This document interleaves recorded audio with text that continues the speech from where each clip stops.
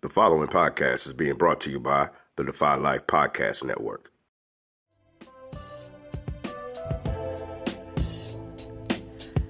Welcome to Aftergate, powered by the Defy Life Network. Are y'all ready? Aftergate is a podcast series highlighting Colgate alumni of color in their professional endeavors aftergate. Are y'all ready?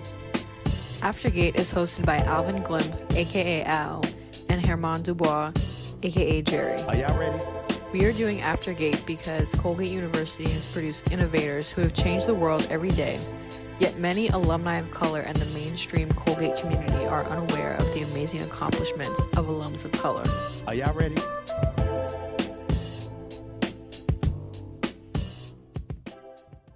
Welcome, welcome, welcome. This is Alvin Glimpf. This is Aftergate. If you can't tell from my voice, it is extra energized because this is one of the morning episodes.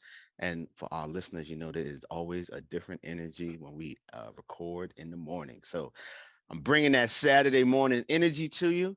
So welcome back. This is season 3. For those who don't know, Aftergate is a podcast where we interview alumni of color from Colgate, highlighting their accomplishments post-graduation. So welcome back to season 3. Speaking of welcome back, season 3, as always, he was co-host season 1, co-host season 2, and he will be continuing co-hosting season 3 and beyond. My man, Mr. Herman Dubois. What do you do, Jerry?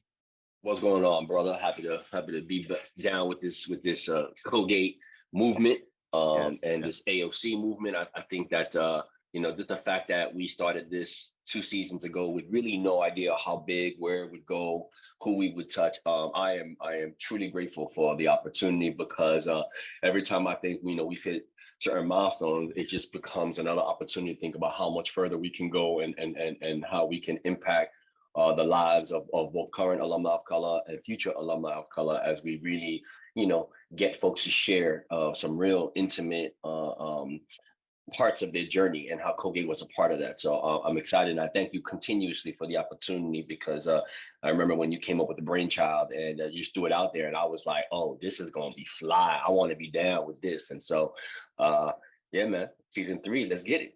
Well, I appreciate the gratitude, and I appreciate you for just jumping on and making the suggestion of like, hey Al, what do you think about? Because it's only been a better right. So it's one thing to do it by myself, but you being on it is just has made it a better ride. And also I also want to acknowledge the alums in the AOC and Colgate itself, because it's their encouragement, the fact that we continue to get great stories and learn people's journeys has been totally encouraging in our support on our side, and very illuminating. So I appreciate that they are letting us know that we are having an impact. And as people say, well, why are you doing it? Why are you still doing it? We still have more stories to tell. So season 3, let's jump right in. And just a reminder, if anyone wants to be a guest, pay attention, because we will be sending out the sign up page and just a way to jump on so that you can tell your story. Just throwing it out there. So let's jump in, because we are really intentional of who we choose as our premiere season guest, right? Let's just let folks know, little glimpse into the back room or the sausage making, as people like to see. It's not just happenstance pull somebody in, right? Let's go through the list. Season 1 was Diane Ciccone. Very intentional. Yeah, Season yeah. 2, Angel Kelly. Very intentional. So without further ado, can I have your permission to invite our season 3 guests onto the podcast, into the room? Absolutely, because the church says amen. Let's rock. Okay, so as we kick off season 3, AOC, Aftergate family, can I have your blessings?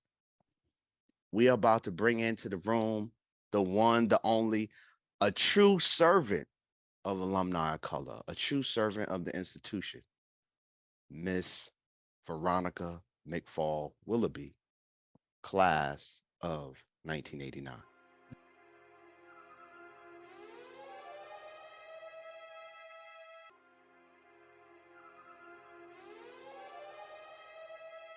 You and the crowd goes crazy. You guys are funny. Ronnie, What's as up, those who Alvin? love her affectionately call her. How are you doing, my sister? I am well. Thank you, Al. Thank you, Jerry. It's good to be with you all this morning. Thank you so much for inviting me to participate. Oh man, it is our honor, and honestly, we've benefited from when I refer to you as a community servant. It is because you are someone who has literally put their time, energy, career into this work. And so while everyone plays their position and does their role and does it in a way that they see fit, you have definitely done it in a way that few can, you have walked the path that few have. And so I'm looking forward to hearing your story before Colgate, class of 89, we're class of 91. So there were a couple of years where we overlapped. So I have a sense of what campus was like while you were there, but still not from your perspective. So that's what this is all about. We have definitely interviewed people that we have are very familiar with to some we had no familiarity, but in each instance, we learn as part of this conversation. So looking forward to that. Oh, thank you. Thank you. Thank you for the opportunity. Yeah. So let's jump on in. Class of 1989. You graduate high school, class of 1985. Mhm. Where are you born? Where you growing up? Give us a sense of that. Okay, so my parents immigrated to the United States from the Bahamas. My dad came in 1943 and my mother came over in 1965. Mm. So my father, he was married first to another woman named Winifred. She passed away, and my father and she came over as, but my father was the butler, and my aunt Winifred, as I refer to her, was the maid. And they came over to work for people who were snowbirds who had a piece of property and lived in the Bahamas during the winter. Mm. So they had an opportunity to come over during the middle of the war in 1943 to come and live with this family in Ridgewood, New Jersey. My father subsequently stayed in the area. He moved to Glen Rock, which is next door to Ridgewood, and bought a house in the 50s. And then Mm. Aunt Winifred passed away, and he went back home to get another Bahamian woman to marry, which was my mom. Right.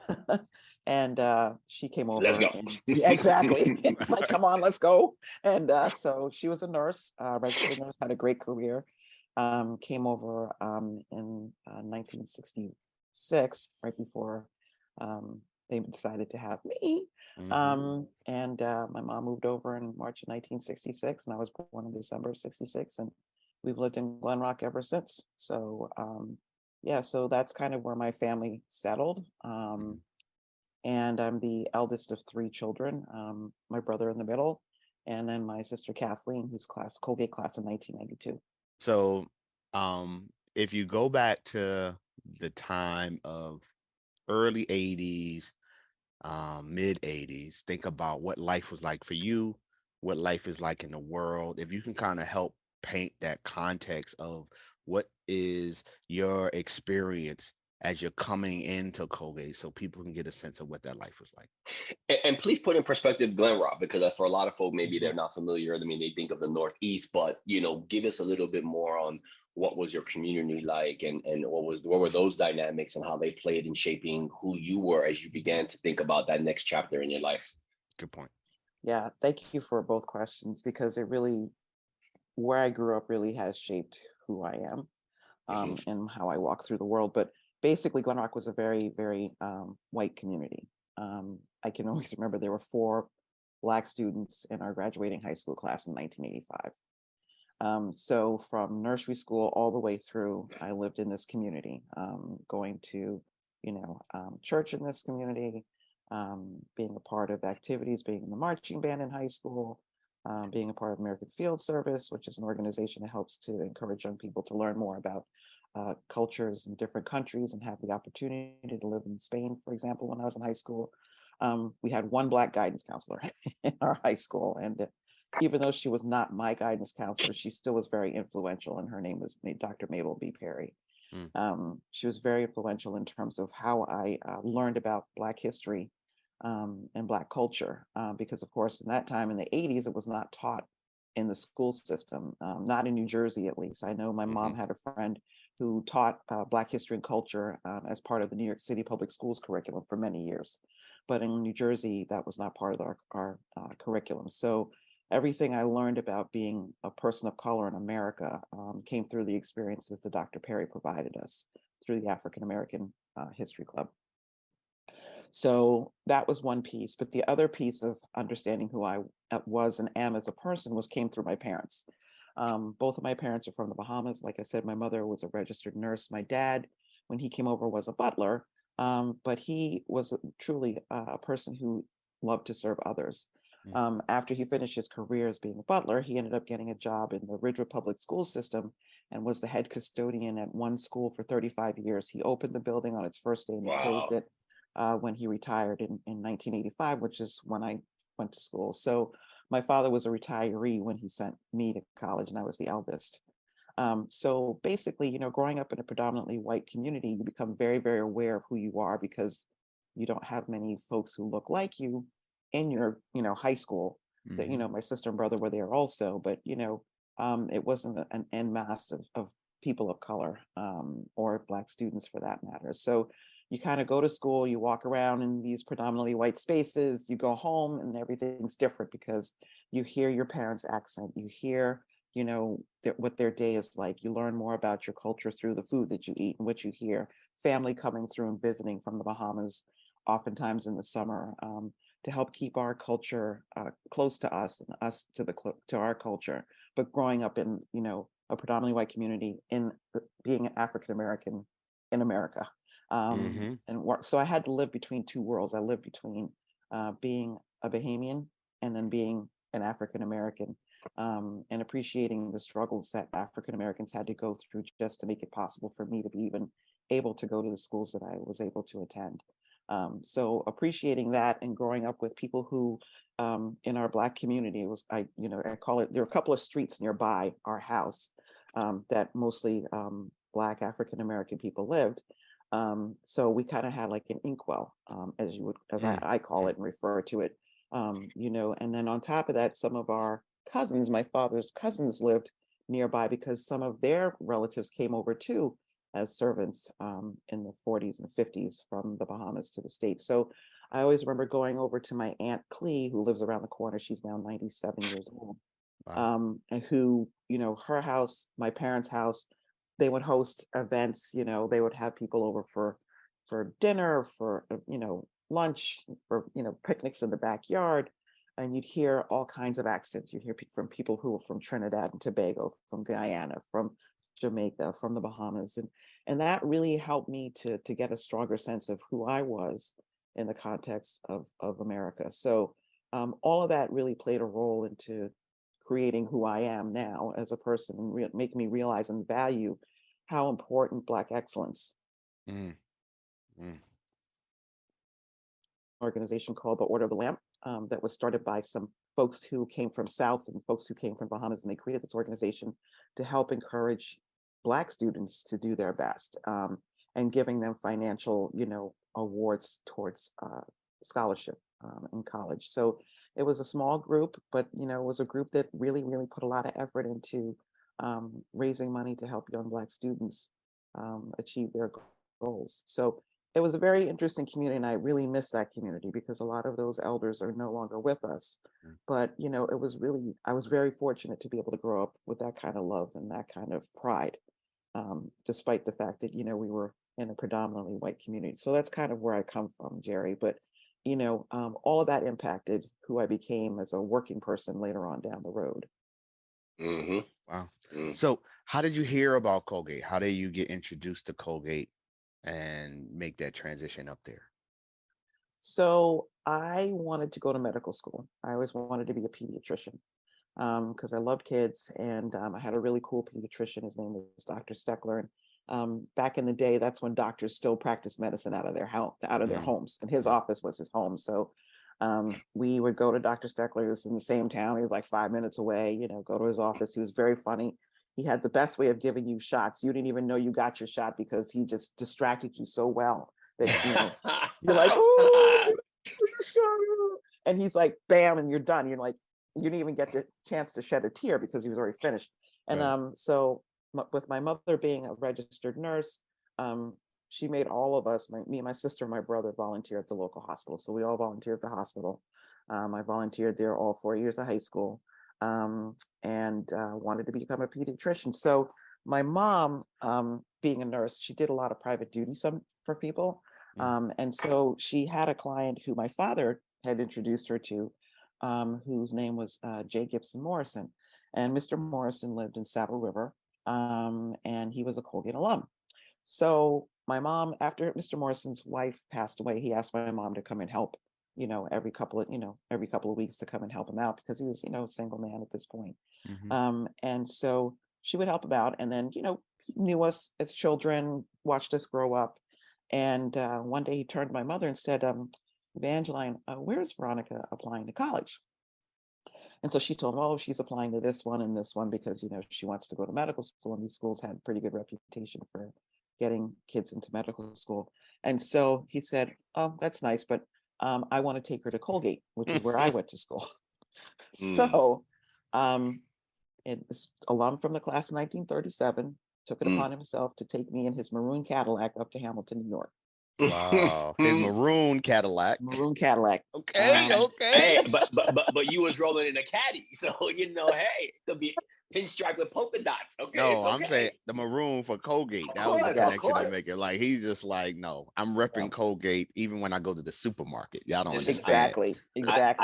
I had a hoopty with a maroon door. Okay, so although it didn't go with everything else in the car, hey, but he was rolling in a caddy, maroon caddy. I don't think I've ever seen a maroon caddy. I definitely have not. Okay.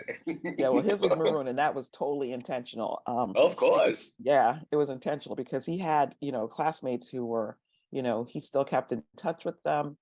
He had a friend who lived in Hamilton. One of his friends was Senator Warren Anderson, who was a long-serving senator in New York State.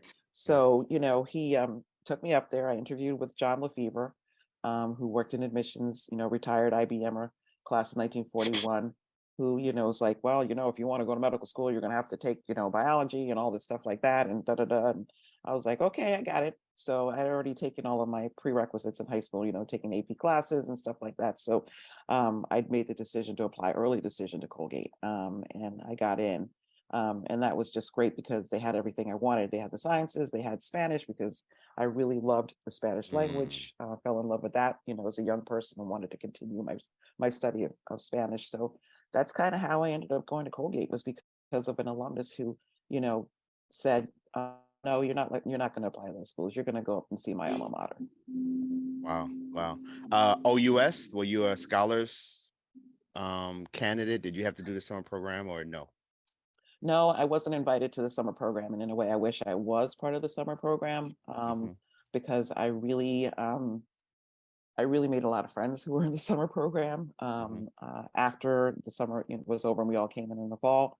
So a lot of my really good friends were in the summer program, but no, I was not invited to be a scholar. Gotcha. So what's that transition like then when you get on campus, you're coming out of a demographic that in terms of racial, some similarities, but still there is no Colgate out there. So what's the transition like academic, socially, as you are getting onto campus?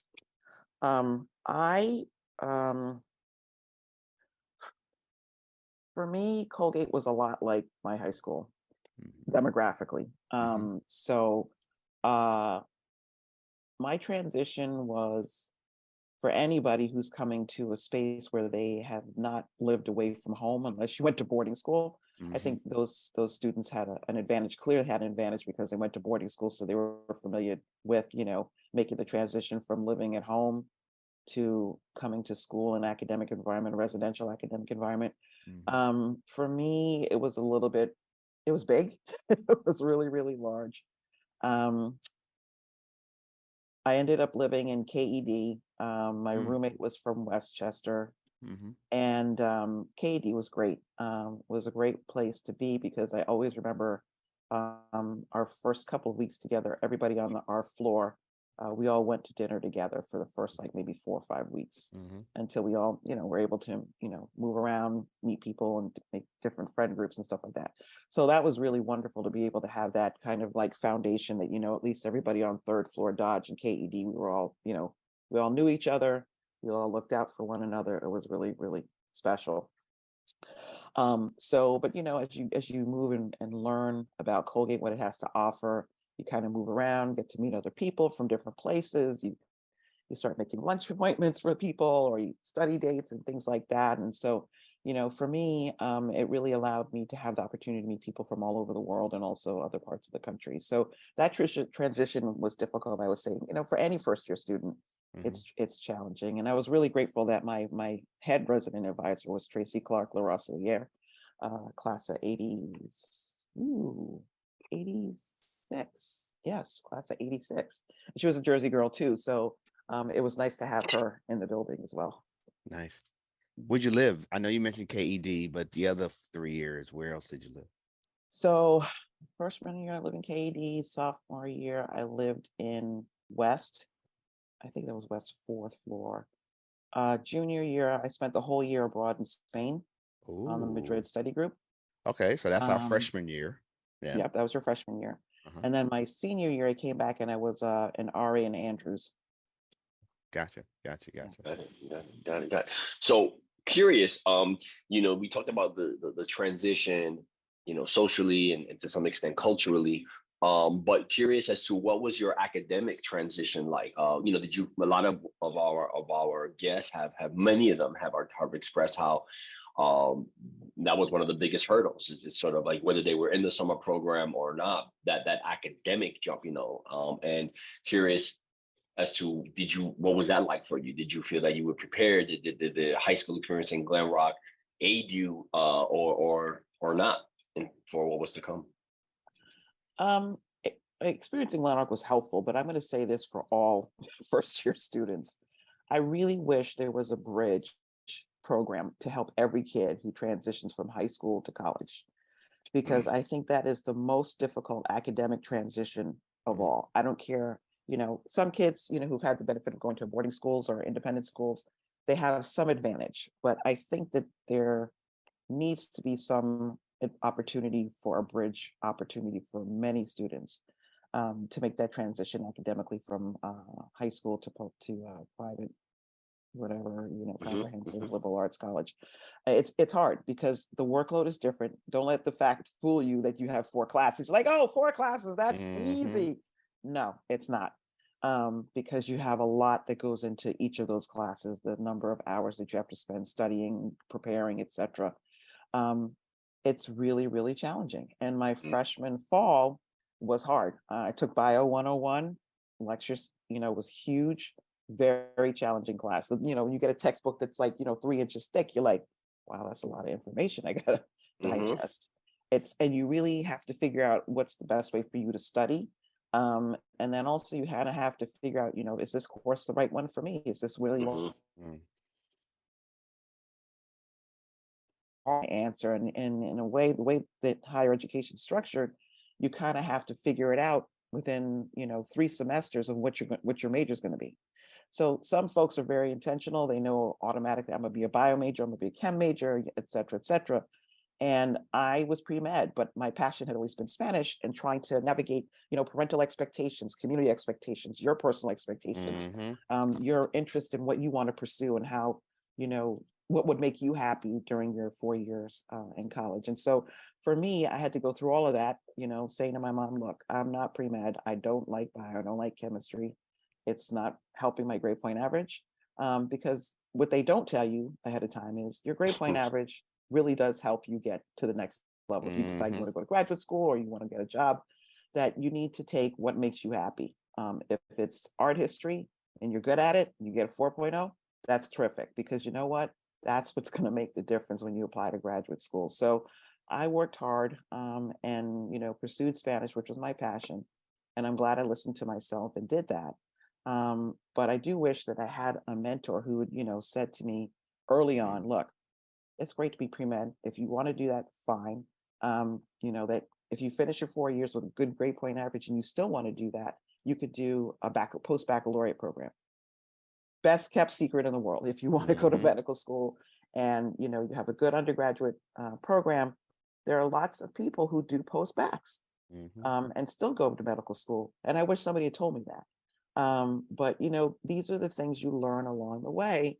And if you're lucky enough to have kids, that you kind of tell them these things. You say, hey, look, my freshman year was hard. I scraped my knees a lot, but I learned that I didn't want to do the sciences. My math preparation wasn't strong enough, and I was struggling through that. But I learned that I did better in things that I was passionate about. And I think that that's the message I gave my kids. I'm like, do what you like, do what you're passionate about, get that good, strong grade point average, and then you can do the other stuff later on. True that. I'm curious, was there a particular experience at Colgate, a class, a professor, where that sort of aha moment kicked in, where you were just like, okay, you know what, I've been trying to fulfill everyone else's expectations. I'm gonna do what we want to do, because I think a lot of our past guests tend to reference something that occurred with a professor, a staff person, even a roommate. But can you share a little bit about maybe what that moment was like? I don't know if it was just one. It was like a series of events. It was the fact that my grades were not where I wanted them to be. It was the fact that one night me and two other guys, Alvin Green, one of them, we were crash studying for one of our math class in our freshman spring. But that kind of thing, when you're sitting there and you're trying to wrap your mind around algebraic concepts, pre-calculus, and it's not making sense, you're like, if this is not making sense to you, then you need to stop doing it. You had this background, you thought your math background is not strong enough, that. If you're good at Spanish and it comes to you easily, then just go ahead and lean into that. Everything else is negotiable. You can negotiate with your mom and just say, hey, look, I tried it, it's not for me, I'm very good at this, and that's what I want to stick with. And the questions of, well, what do you think you're going to do with that when you graduate? And I'm like, well, that's the beauty of liberal arts. I can do anything that I want with it, and that's the beauty of it. If I wanted to be a pre-med student, I would have gone to those schools, then that would have been the only thing I would have been doing, math science, but that's not what I chose. I chose liberal arts. And so I think that in a way, that's the out. That was the ticket that allowed me to say, okay, science, math, not for me, but the Spanish thing, I'm all about it. Let's go. Let me see how I can do it. And I excelled at it, and was good for me because it just helped me have the confidence that I needed in order to finish my 4 years. And I think that, for kids, first gen kids, immigrant kids, it's always negotiation, because parents have expectations that they want their child to be a doctor, lawyer, accountant, whatever, because they don't want their child to struggle. They don't want them to have to, as my father would say, my father was like, I'm sending you all to school because I don't want you to do the work that I did. But we're like, you're a great guy. Everybody loves you. I mean, it was so, you're doing fine. I mean, Right. But he knew, my father being the 13th child of 13 children, growing up on one of the southernmost islands in the Bahamas, who only had access to an 8th grade education because his parents were too old to be able to afford to send him to school in New Providence, which is, where the capital is. He didn't have the benefit of going to high school. He went to trade school instead and learned carpentry and also hospitality. So he wanted us to have more than he did. And so it was kind of unwritten that he was going to push us. And being a janitor in a school, you kind of have access to the school and the vacations and stuff like that. His school had computers in the 70s when most places didn't have them. We had access to the gym, we had access to the art room, we just had access. And having that access really made a difference in terms of the cultural capital and the knowledge capital we were able to get as kids. And so all of that kind of played a role in my decisions in terms of what I decided to do after Colgate. When you're looking at your time there and kind of reflecting back, what do you consider a accomplishments, highlights, things that you're really proud of personally, academically, whatever category you want to put them in. But when you look back at your time, what are some of your accomplishments as a college student? Making it through 4 years. I think that that's that's Hey, major. tell it. That's major. I mean, back in the 80s, and y'all know this because y'all came in the 80s too, but community was small, but it was supportive. You know, we did each other's hair, cutting, the fellows would cut one another's hair, you needed a ride, you asked for it. We became self-sufficient because we had to. But I really am grateful to my friends and my classmates for their support that continues 35 plus years later. But I think for me, my greatest accomplishment was learning more about who I am as a Bahamian person, Bahamian woman, a woman of Bahamian descent. And I thank Colin Burrell and Donovan Anderson for creating the West Indian Students Association. That's what it was back in the day. Because it gave me that opportunity to learn about myself in a way that I never really had. I knew what it was to go to the Bahamas to see my family and to be in the culture. But, being in WISA allowed me to learn from people who were from Trinidad, Jamaica, Guyana, and other parts of the Caribbean about what it means to be a person of color who's of West Indian, Caribbean, Bahamian descent in America and at Colgate. So, listening to lectures, having the honor and privilege of driving Jeffrey Holder to the Syracuse airport after he finished his lecture at Colgate. And just really, learning to be proud of who I am. That really, really helped to set me up for the rest of my life.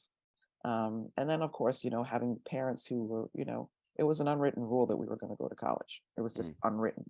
That was going to happen no matter what. And having a mom who always said to us, you rank with the Queen of England and don't let anybody look down their nose at you. And having that confidence, not to brag about or anything, but, just having that confidence and not feeling beat down or downtrodden, because some people would try to make you feel that you should be. And, we didn't grow up like that. And my mom was not having any of that. And I'm grateful to, Lisa, to, my schoolmates for that support and for that love to help me become who I am. Before we transition to the second half, I would like to get some insight into your sister coming to Colgate. Like, very few of our guests have had, I know Colgate might have a different definition of legacy, but for Aftergate, if you have a family member who comes behind you, you have a legacy. So how did that happen? And just kind of curious, because y'all were there for 1 year. So what was that like?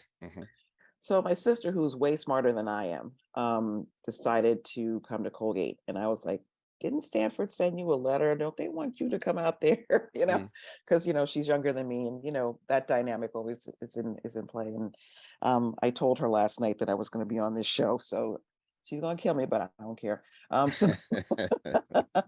But my younger sister, Kathleen McFall, she decided to come to Colgate because she, like me, academics was something that my parents stressed indirectly.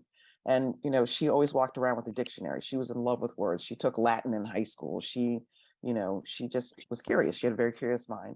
And she decided that she wanted to come to Colgate too. And she also applied her with decision because it was an environment that she wanted to be in. She'd come up to visit me when my parents would come for Parents Weekend. She knew what that was like. So she was familiar with Colgate. She kind of had a head start on understanding what Colgate was like because, she was still in high school and had that informal visit, an informal introduction to Colgate, which was great for her.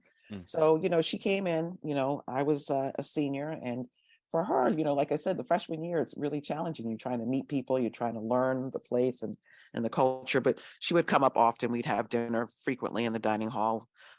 She'd come and stay with me sometimes in Andrews and hang out.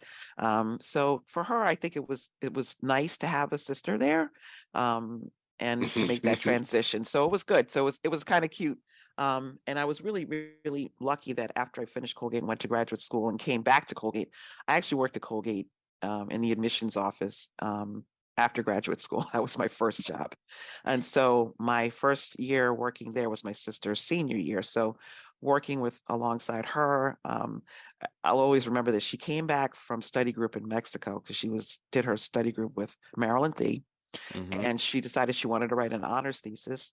And so I'll always remember me, her, and my brother George in the car driving her back from JFK Airport after she finished her study abroad. She's in the backseat of the car typing up her honors thesis that she had to hand in before midnight to her advisor. And we pulled an all-nighter, and it was all three of us. And it was like one of those feelings that I'll never forget, that you can't be in this by yourself. It's a Mm-hmm. village.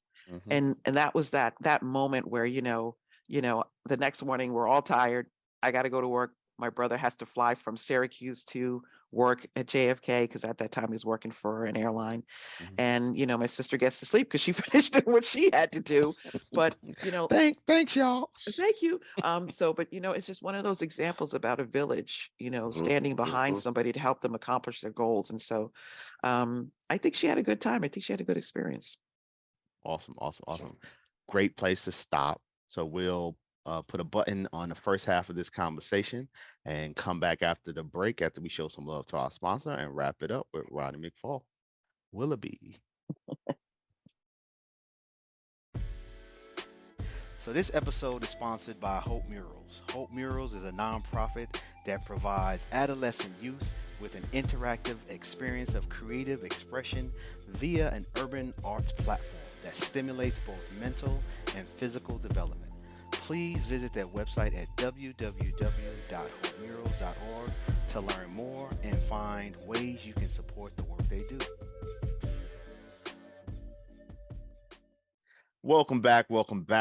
This is the second half of the first show of season 3, and we are here with Ronnie, class of 1989. What's up, everybody? Before we jump into the second half, let me make sure we thank our sponsor, Hope Murals. Make sure you show some love to Hope Murals at hopemurals.org. Social media is at Hope Murals. You will find out all that you want to know, ways to support all the amazing things that they are doing around the world to expose our kids to urban arts and help them become better citizens and develop themselves and to be productive folk in our community. Show Hope Mural some love. If you want to check out our network, make sure you show some love to our network, the Defy Life Network, at godefylife.com. A lot of really interesting, and empowering content.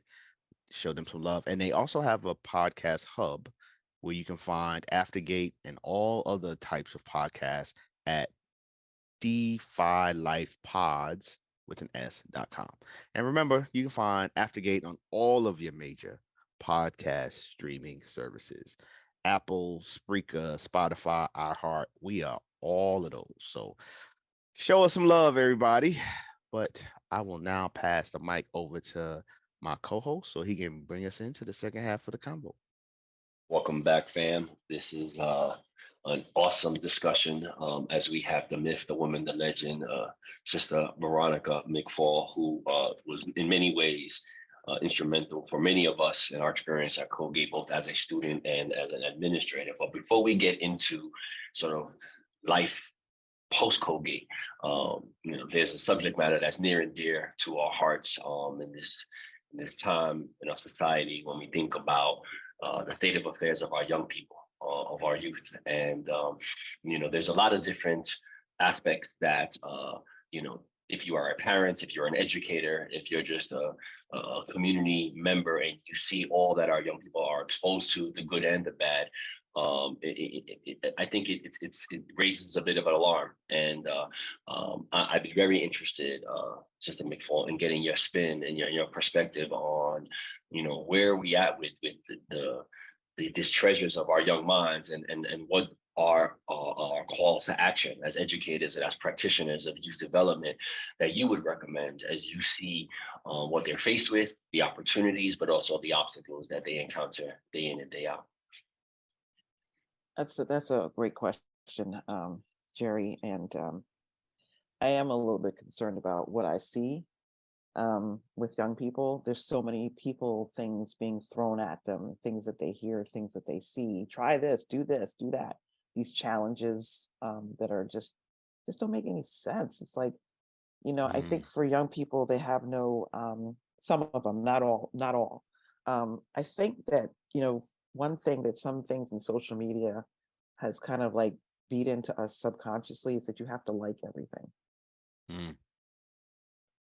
Mm. There's no option to put a thumbs down. There's no option to say, I don't like that, or I'm not going to, be interested in that. That's not an option unless you just don't bother with it at all and scroll past it. Growing up as kids, I think we didn't have the option of liking things. We knew you're going to eat your vegetables. You're going to walk to school. You don't have to have that professor or teacher like you. You just have to get what they're offering you and get it for yourself, so that you can make something and do something with your life.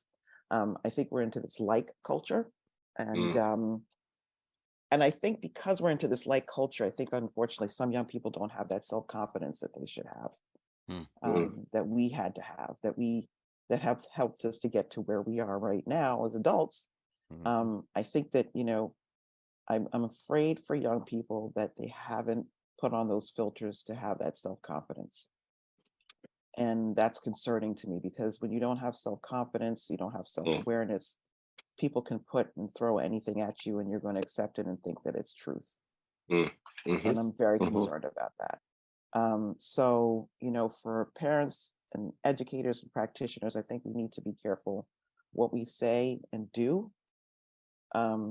for and in front of our young people, and give our young people the character development opportunities that help them to build up their self-confidence, that they know what's right from wrong, that they know that just because your friend's doing it doesn't mean you got to do it too.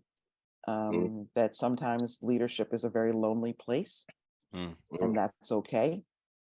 And I think, it's hard on parents too. I mean, I think a lot about parents. Parents are catching hell. They got to get the phone, they got to get the clothes, they got to do this. I mean, it's hard.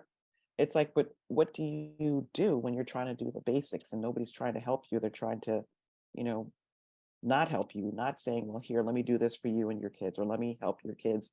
Let me take your kids off your hands for a couple hours and go to a museum with them or something like that. Parents are having a hard time. It's hard, and things are not getting any less expensive. They're getting more expensive. So parents need support also, in terms of, man, I'm feeling pressured. I don't know which way to go with this. Parents need help. So I feel that a lot of what I got as a young person was in my parents' household. Character, things that I was told that I could do, things that I was told I could not do, things that were polite, things that were not polite. And I think, unfortunately, there are too many influences, outside influences, that are impacting our young people, and they're not hearing the right things sometimes to make good decisions, and that's concerning to me. Here, and we are definitely right there with you. I think as you talk about self confidence, self awareness, I think I think we have overcorrected in terms of society. Where we are is in terms of this likeness. I think there was a point in our society where we recognized that bullying was wrong, right? And it was like, wow, this bullying, this shaming of people, it's not the way we want to go in terms of creating healthy adults. You're right. And we done swung all the way to the other side where, it's your point, there's not a lot of helping kids appreciate that, okay, you're right, bullying is wrong, shaming is wrong, but it's still appropriate for an adult or someone to correct and say, that's not what you should be doing. And you can do it in a way that doesn't bully or shame a person, but as a way, what you refer to as character development. And I think character development has been a ball that we have dropped when it comes to our youth. And where is it happening? Because it's not happening enough in the homes. it's an expectation that it happens in our schools, and I don't know where, like that like while it might have happened in some schools when we were growing up, it wasn't the expectation that your character was going to be developed in school. And so I think you definitely touch on something that is a gap. There's a lot of examples in our society we have just overcorrected, and I think that is exactly one of them right there. So definitely appreciate your insight. But we want to talk about how you have developed some of that insight, which is your professional experience. So, would love to hear you talk us through what your life has been like from when you graduated Colgate till now. You talked about starting your first job at Colgate, and so I'd like to hear what that journey's been like. So I had a very unusual trajectory with regard to uh, my career in terms of after Colgate. So after I graduated from Colgate, I graduated with a BA in Spanish from Colgate. I wanted to go and work in finance on Wall Street because I had a really great internship in the summer of '87 with a lady who traded bonds. And I really wanted to do that, but unfortunately, I missed the deadline because the deadline for that was October, and I started looking in February. And so I didn't think to ask her. She was a family friend. I could have asked her and said, "Hey, can you give me this opportunity? I want to work for you." I didn't feel empowered enough to do that at that point in my life. So I said, "Okay, well, let me see what else I can do with my Spanish background." And then I said, back in those days, we didn't have the internet, we didn't have Google, we didn't have any of that. It was the book at Spear House. So went and looked through the book and I saw that there was an internship. Sorry, no, it was a fellowship at Teachers College Columbia for people who had the interest in studying, mathematics or wanting to teach after, their undergraduate experience. And I was like, oh, I have Spanish background. So the program would have allowed me to get a Master of Arts in Bilingual Bicultural Education, which I was lucky enough to get the Mellon Fellowship to be able to go to Teachers College Columbia right after Colgate.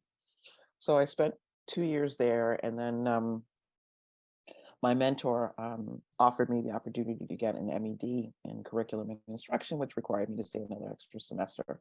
And so I did that, and I'm glad that I did. And so having had the experience of working in the New York City public school system, which was really, really a very eye-opening experience, I wanted to get a better sense of, okay, you've got this opportunity, you came from Colgate, you know what it takes to get into schools of this nature, and then you now see how kids who are in kindergarten in an urban area and the challenges that they face in order to just even get through kindergarten. And I really wanted to understand how the pipeline worked. And so that's when I decided to go back to my experience working in admissions at Colgate. I volunteered, 3 years working in the admissions office at Colgate as a tour guide, and then I became a senior interviewer my senior year. And you're just interviewing because at Colgate, when you have an interview, it's not evaluative, it's informational. And I said, wow, this is very interesting. I said, let me have a better opportunity to understand this. So I applied for a job at Colgate working in admissions. I got the job opportunity and I worked in the Colgate admissions office for 3 years, recruiting students of diverse backgrounds, as well as students from the state of New Jersey, which is my home state. So that was my foray into understanding how higher education works, more specifically admissions. I replicated that opportunity at 2 other schools. I worked at, right after that, I worked at Siena College, and then I worked at Bucknell University. Then, life takes you other places, you have a family, etc. And ended up moving back to Jersey. So lived in Jersey, worked at a Bronxville high school for a year as a high school guidance counselor, helping kids get to work on their applications and stuff like that. Moved on from that. Then I worked at A Better Chance in New York City, which is a very well-known organization that helps students obtain opportunities to go to independent private boarding schools or community schools. ABC. My husband's an ABC alum, so had that opportunity to learn about that pipeline. We moved to Jacksonville, Florida, because my husband got an opportunity. Ended up working as a fourth grade teacher down there for 1 year. Unfortunately, my career in teaching was cut short because I had an unfortunate incident with a student who decided to hit me one day because he couldn't have his own way. He decided that he didn't want to hear what I had to say, and so he decided to hit me. And that, in and of itself, was a life-changing experience. I really, really understood that for some young people, that they were going to do what they wanted to do, and they didn't want to hear what anybody in a position of authority had to say. So that really made me want to learn more about what young people need. And in the time that I took off from teaching, I kind of started focusing on writing a book. So I started writing my children's book, did the research for that, which was an ongoing project. And then decided that, I wanted to leave Florida, and I wanted to have a different kind of experience. And so ended up working at a boarding school in Maine for 2.5 years in their alumni affairs capacity. Wonderful area, very different from Florida, very different from New Jersey, different kind of education experience. Left there, came back to Jersey, and let's see, what did I do first?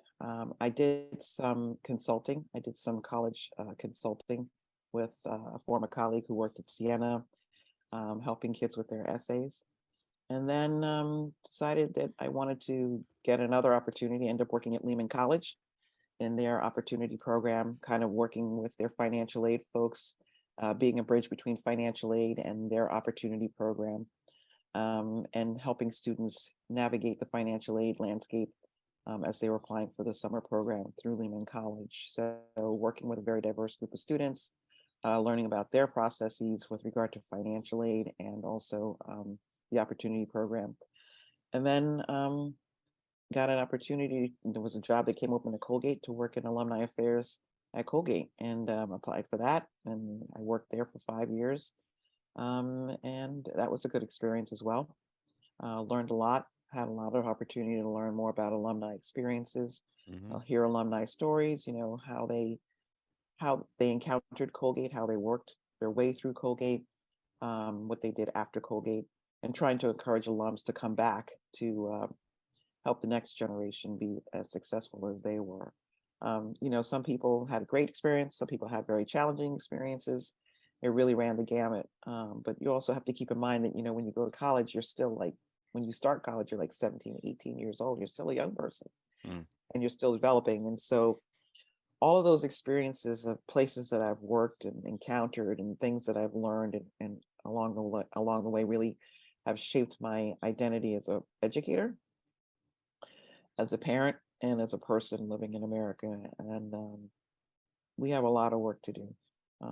We have a lot of work to do. We have a lot of people we need to support. As I said earlier, our young people need support. They need help.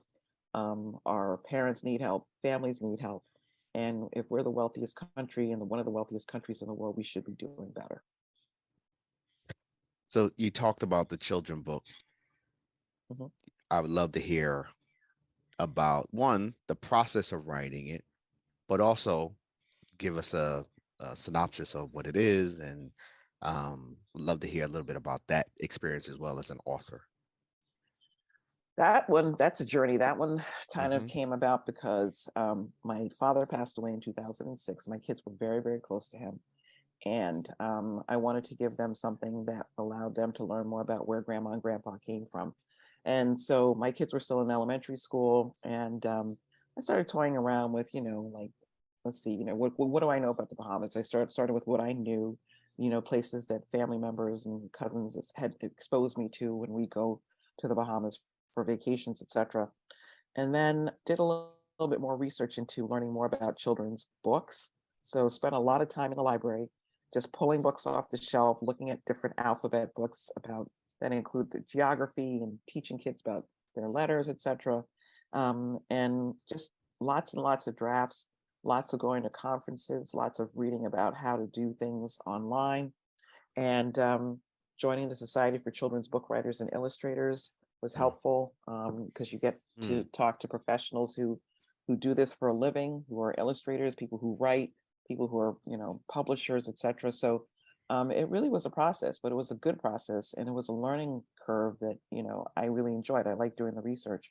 So over a 14-year period, spent a lot of time going to the Bahamas, doing research in their archives, going to the Schomburg in New York City, going to the Library at Columbia Teachers College, and other libraries that were in the Columbia system. And then, just talking to people like Gail Saunders, who's one of the foremost historians about the Bahamas in history and culture, et cetera, and having access to people in my family who also, have served in the government in the Bahamas, who could give me insight. Talking to the first Black man who became president of UNESCO, Dr. Davidson Hepburn, who was from the Bahamas, and learning from him as well about the history and culture of the people. So, all of that kind of poured into me, and then meeting people who were, in animation, who said, the more facts you put in, the better. And so that's why I ended up with a book that's like 84 pages long with lots of pictures and lots of facts in it. So that it was a process. It was a 14-year process to be able to come up with this. And the hardest part of the process is finding an illustrator. And that was the hard part, especially because I decided I was going to do it on my own. I submitted this manuscript to one of the publishing companies, and they're like, "Oh, yes, it's nice to have, it's nice to see your book, your concept, etc. But we already have an alphabet book." And I was like, "Oh, okay, that's fine." And this is before people had an awareness about diverse literature for children, and including diverse voices, especially for Black children. And I said, "Okay, I'll do it myself." And finding an illustrator was hard, but I had a former colleague who was an art teacher, and he knew that this was something I was passionate about, and he helped me out. So he designed everything. We were in close consultation for 3 years to get everything that I thought was culturally appropriate, culturally sensitive, down to the skin tone. That was really important, to make sure that, that the skin tone of my characters was correct.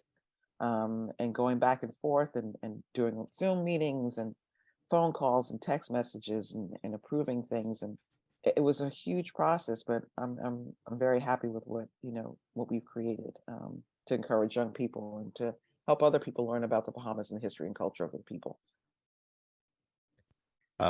Totally appreciate the journey, but also the subject matter and the impact it can have on sharing the story. So love that.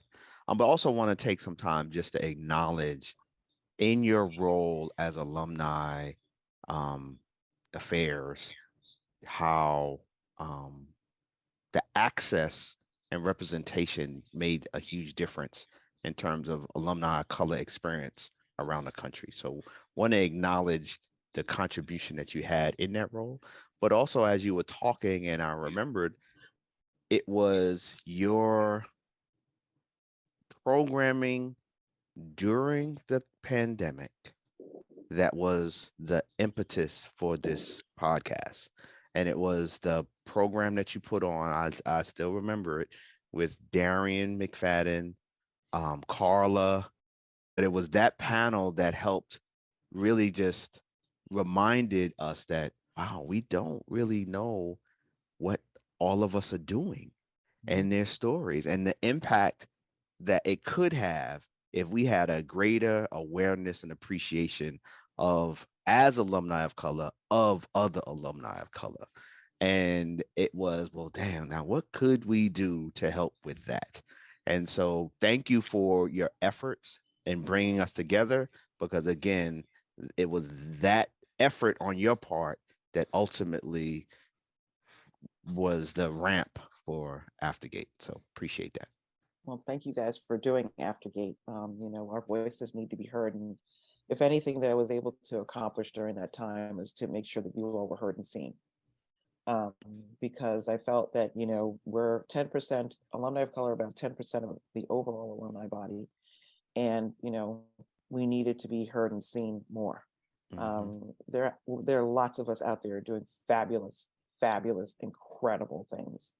I was at an event that Jaya Thomas, who's an attorney, Colgate alumna, she started this whole thing called diverse representation to increase the amount of diversity in, entertainment. We consume a lot of entertainment, billions of dollars worth of entertainment, but she's found and felt that there was a need to increase the representation of Black attorneys, agents, producers, etc., and amplify their voices. So, people are out there doing fabulous things. And I do remember that panel quite distinctly because Shavmar Martin and I were talking about it. We're like, George Floyd just got murdered publicly on national television for the whole world to see. And I was upset as the mother of 2 Black boys. I was mad. I was very upset. I was very angry. I'm like, what are my children walking into? We spent all this time and energy educating them to be citizens of this country, and they're being treated poorly. And so I was upset. And I reached out to 2 old friends, Darian McFadden, who is a counseling psychologist at Amherst College, and Dr. Carla Beckford, who's a clinical psychologist who teaches at Teachers College and also has, extensive experience working with young people who experience trauma. And I said, could you guys help us? I want to talk about what we just saw. Can you help us? And, they agreed. And that room was about 50, 60 of us. We talked and listened to one another for about an hour plus, because we were all upset. We were all like, what do we do with this? And I'm glad we did that. I'm really glad that we did that, because that year we just took full advantage of Zoom. It was a new platform. It was a great opportunity. It helped to bring alumni of color from all parts of the country together. And we just ran with it, doing all kinds of programming, because we need to be heard and seen. And I'm just glad that I was able to help facilitate some of that. Amazing. Give us a little bit about, as we reflect and you've had the opportunity to share some of those milestones. If you could, get into the ear of young Veronica when she was 17, 18, leaving Jersey to embark upon Colgate, and what might be the words of wisdom that you might share with her, and also Veronica graduating Colgate, going into the world, what would be those pearls that you might encourage her to adhere to? I think at 17, I would have said, lean into your own voice a little bit more. Life is going to be, if you're lucky, long, and lots of opportunities will present themselves, but lean into your voice a little bit more and think about what it is that you want to do. It's like people say, life is a journey, not a sprint, and they're 100% right. All the twists and turns that I've taken career-wise, being a parent, being a wife, being a daughter, being a sister, all of those things, have made me who I am. But, if I had listened to myself, I would have leaned into, the things I like to do, like study abroad more. I'm glad I did the year in Spain. It was awesome.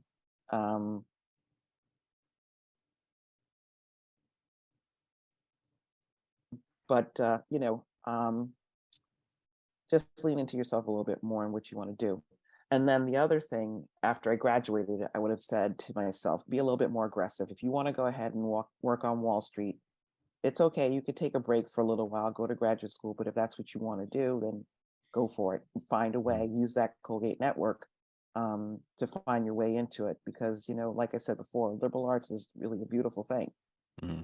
Because it allows you to be able to think critically, to be able to present, to put your thoughts together, and you can kind of transform yourself no matter what your major was.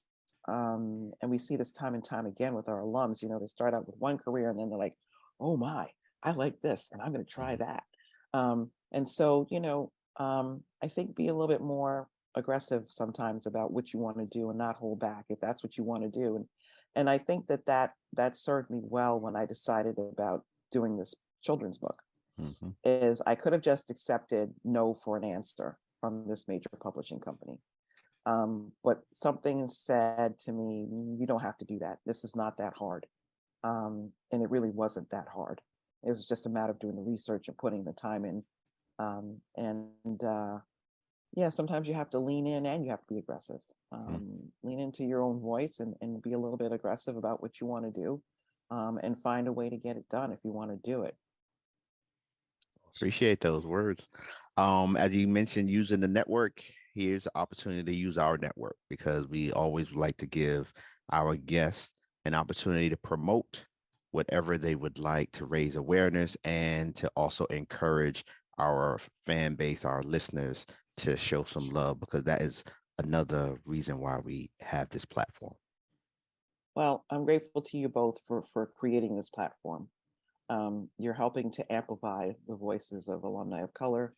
We've got fabulous alums, and I had the privilege of getting to meet several of them over the 5 years that I worked in the Alumni Affairs Department at Colgate. But I want to thank you all for doing this, and I also want to thank alums in advance for supporting my effort with my book. It's a deeply personal book. It took me a long time to do it, but I did it for a reason. I did it for young people. I want young people to get a sense that the world is a big, big place, but that they come from people who are nation builders, who are, creating opportunities for them to have a future. And the only way you're going to know about how you're going to position yourself for the future is understanding your past. And so there's a lot of history in my book. There's a lot of knowledge in the book. I tried to focus on, looking at people who are nation builders, people who helped to impact the recording of history in the Bahamas. I talk about the environment, conservation.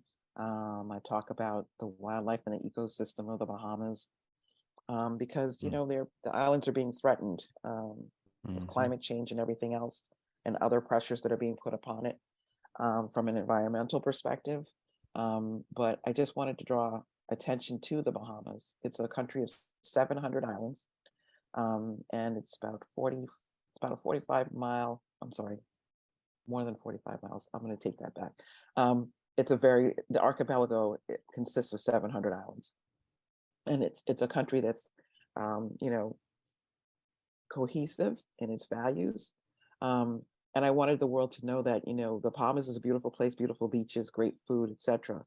But it's also a place of deep history and people who are very proud of their history and they're also very proud of their role in world history. And so I just wanted to capture that for young people because, young people get to travel a lot more than when we did when we were young. And I don't like young kids being dragged around and not knowing where they are, a little bit about the people, the history, and the culture. And that's why I did this too, is to show the world that, we're a Black nation created by Black people. But there are lots of other things about us that make us multidimensional. Target age for the book? K through 5. But adults read it too. And I have cousins who said, there's stuff in this book, and they're Bahamian. There's stuff in this book I didn't know. And I was like, okay, good.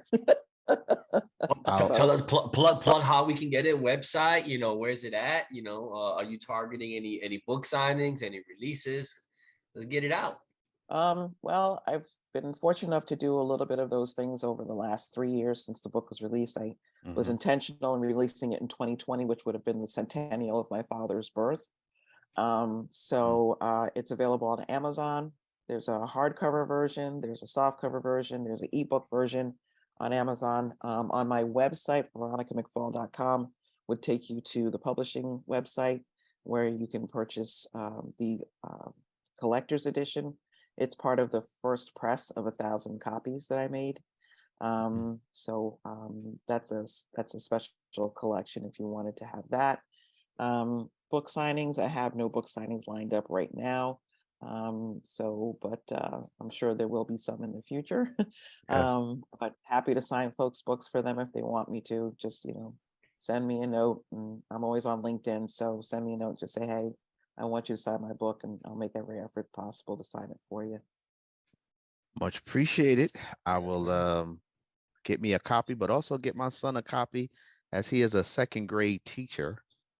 Oh, So I'll make sure he has a copy for his use as well. So thank uh, you.